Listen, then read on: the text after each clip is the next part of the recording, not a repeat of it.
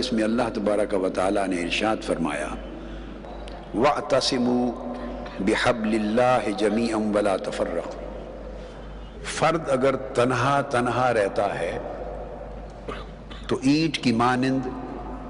اسے لوگ اپنی ضرورت کے لیے استعمال کر لیتے ہیں۔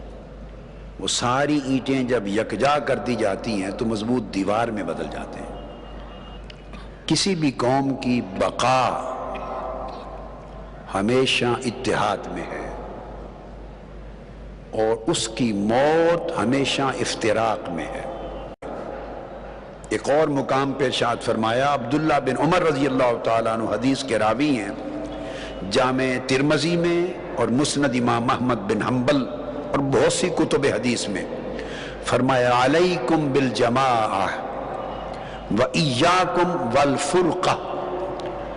مسلمانوں تمہارے اوپر واجب ہے، لازم ہے کہ تم اجتماعیت کا ساتھ دو، بڑی جو مسلمانوں کی جماعت ہے اس کے ساتھ جڑے رہو اور تفرقہ سے ہمیشہ بچو۔ کیوں؟ فَإِنَّ الشَّيْطَانَ مَعَ الْوَاحِدِ وَهُوَ مِنَ الْإِثْنَيْنِ أَبْعَدُ۔ اگر انسان مسلمان تنہا رہ جائے، اکیلا رہ جائے تو شیطان کے اس کے قریب ہونا شیطان کے لیے بڑا آسان ہو جاتا ہے، اور اگر مسلمان جڑ جائیں، دو ہو جائیں تو دو کے قریب شیطان کا جانا قدرے مشکل ہو جاتا ہے، اور زیادہ عدد ہو جائے تو شیطان کا ان کے قریب جانا مشکل تر ہوتا چلا جاتا ہے۔ گویا مسلمان بکھرے رہیں تو ایک ایک کو گمراہ کرنا شیطان کے لیے آسان ہوتا ہے، اور مسلمان جڑ کے ایک اجتماعی وحدت میں منسلک ہو جائیں تو ان سب کو گمراہ کرنا شیطان کے لیے مشکل ہو جاتا ہے۔ اس لیے آقا علیہ السلام نے فرمایا، جس طرح بھیڑیا بکریوں کو اچک کے لے جاتا ہے ریوڑ سے الگ، اگر اسے مل جائیں تو مسلمان بھی الگ مل جائے تو شیطان اسے گمراہ کر دیتا ہے۔ لہٰذا حضور علیہ السلام نے فرمایا کہ تم پر لازم ہے کہ اس بکری کی طرح نہ بنو جو اپنے ریوڑ سے جدا ہو کر دور کنارے پہ کھڑی ہوتی ہے، پھر اسے بھیڑیے سے بچا کوئی نہیں سکتا۔ مسلمان اگر اجتماعیت سے جدا ہو کے دور تنہا ہو جائے گا تو شیطان کے حملے سے اسے بچا کوئی نہیں سکتا۔ اب حضرت انس بن مالک رضی اللہ تعالیٰ عنہ روایت کرتے ہیں، آقا علیہ السلام نے مزید ارشاد فرمایا، یقول ان امتی لا تجتمع علی ضلالہ، میری امت کبھی گمراہی پر مجتمع نہیں ہوگی۔ میری امت کو حضور علیہ السلام نے اس امت محمدی کو کرامت عطا کی، امت محمدی کو شرف عطا کیا۔ دو شرف یاد رکھ لیں، خاص امت محمدی کو عطا کیے، بلکہ تین شرف بطور خاص عطا کیے جو پہلے کسی امت کو نہ ملے تھے، امت محمدی کو ملے۔ یہ فقط صدقہ ہے نالین مصطفیٰ کا صلی اللہ علیہ وسلم۔ وہ شرف کیا ملے؟ ایک شرف تو امت محمدی صلی اللہ علیہ وآلہ وسلم کو یہ عطا ہوا کہ آقا علیہ السلام نے فرمایا کہ میری امت کبھی بھی گمراہی پر مجتمع نہیں ہوگی۔ یہ ضمانت کسی پیغمبر نے اپنی امت کے لیے اپنے بعد کی نہ دی تھی۔ فرمایا قیامت تک لا تجتمع امتی علی ضلالہ، میری امت کا اجماع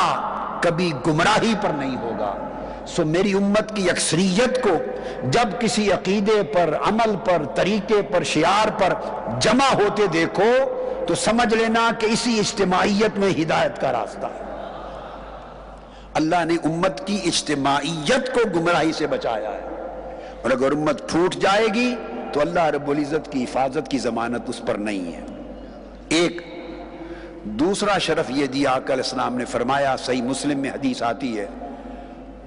شہدائے احد کے اوپر فاتحہ پڑھنے کے بعد منبر پہ خطاب کیا، فرمایا میں دنیا سے ان قریب رخصت ہونے والا ہوں، اور دوسری خوشخبری یہ ہے کہ لوگوں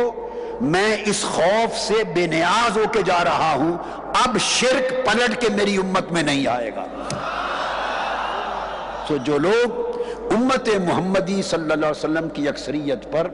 شرک کا تانا دیں یا شرک کا خیال کریں، گویا انہوں نے آقا علیہ السلام کے فرمان کو رد کر دیا ہے۔ اب فرمایا میری امت دنیا داری میں مبتلا تو ہو سکتی ہے، دنیاوی مفادات میں ایک دوسرے کے گلے تو کاٹ سکتی ہے، یہ بد نصیبی ہوگی، مگر جس شرک کی جڑیں میں کاٹے جا رہا ہوں وہ شرک پلٹ کر میری امت میں نہیں آئے گا۔ تو آقا علیہ السلام کی امت اب مشرک نہیں ہو سکتی۔ تو حضور علیہ السلام کی امت کی اکثریت کو کسی بھی اعتبار سے مشرک تصور کرنا یہ آقا علیہ السلام کی اس ضمانت کو گویا رد کرنا ہے۔ اور تیسری آقا علیہ السلام کی امت کو جو شرف دیا وہ یہ کہ ہاں وقت کے ساتھ ساتھ بگاڑ آئیں گے، دین کی تعلیمات میں بگاڑ آئے گا، اخلاق میں آئے گا، قدروں میں آئے گا، افکار میں آئے گا، عقائد میں آئے گا، بگاڑ ہمیشہ وقت گزرنے کے ساتھ ساتھ آتے رہیں گے، لیکن یہ شرف امت محمدی کو گیا کہ چونکہ میرے بعد اب قیامت تک کوئی نبی اور رسول نہیں آئے گا، میرے بعد کوئی کتاب نہیں آئے گی، میرے بعد کوئی وحی نہیں آئے گی، کوئی نبوت اور رسالت کا سلسلہ نہیں آئے گا، سو اب قیامت تک ہر صدی کی ابتدا میں اگر دین کی قدریں مٹ جائیں گی تو دین کو زندہ کرنے کے لیے ہر صدی کی ابتدا میں مجدد آئے گا، اور اس مجدد کے ذریعے دین کی مٹتی ہوئی قدروں کو زندہ کیا جائے گا، دین کے اندر عقائد میں جو خرابیاں آئیں گی ان کو اصلاح کی جائے گی، جن لوگوں کے اخلاق میں، اعمال میں، احوال میں، عقیدہ میں، حتیٰ کہ تاجدار کائنات کی ذات سے ربط میں، تعلق میں، نسبت میں جو کمزوری آ رہی ہوگی، مجدد ہر صدی میں آئے گا اور مصطفیٰ سے ٹوٹے ہوئے تعلق کو پھر جوڑتا جائے گا۔ اس طرح ہر 100 سال بعد مجدد آ کر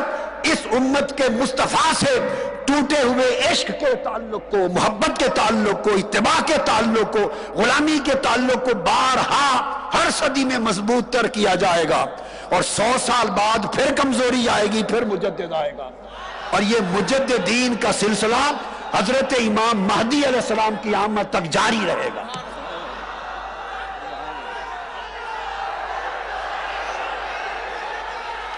اس لیے یہ آقا علیہ السلام کی امت کو شرف دیے، اس لیے پہلے ہر نبی کے بعد جب ان کی امت میں بگاڑ آتا تو اصلاح کے لیے پیغمبر آتے، ہر نبی کے بعد نبی آتا، ہر رسول کے بعد رسول آتا، مگر تاجدار کائنات آئے، فرمایا میرے آنے کے بعد نبوت اور رسالت کا سلسلہ ختم کر دیا گیا، ختمت بین نبوت والرسالہ، ختم کر دی گئی، اور سلسلہ انبیاء اور سلسلہ رسل بند کر دیا گیا، کیونکہ میرے آقا اول الخلق تھے اور آخر الانبیاء ہوئے،